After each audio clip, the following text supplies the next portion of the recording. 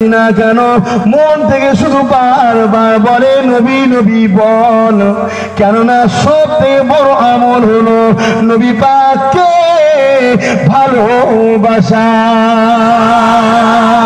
নামাজের থেকেও বড় আমল, রোজা থেকেও বড় আমল, হজের থেকেও বড় আমল, সব থেকে বড় আমল নবীকে প্রেম করা। কোনদিন নবীকে চিনতে পারবেন না যতক্ষণ পর্যন্ত না কোরআনের হাকিকাতটা বুঝতে পারবে।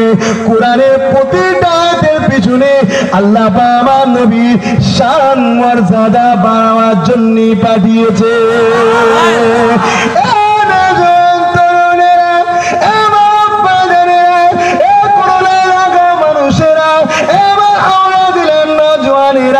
তোমাদের এলাকাতে করে খাচ্ছিল ওহাবি গুণ, আজকে এদের আলামত খুব একটা ভালো নয়। এদের পায়ে তলাতে মাটি সরে গেছে, এরা তাই হুন্নে পাগল কুকুরের মতো হয়ে গেছে। কথা বুঝছেন তো না? এদের মাটি পায়ের তলা সরে গেছে। কতটা কি বুঝছেন আপনারা জানি না, আমি খুব বুঝতে পারছি। ওই জন্য ওদের সব থেকে বড় দুশ্মন এখন আমি হয়ে গেছি। ওরা সব সময় নামাজে বসে, যেখানেই বসে সব সময় বলছে কবে মরবে আব্বাস, কবে মরবে আব্বাস। আর ওরা যত বদদোয়া করছে তত আমার হায়াত বাড়ছে।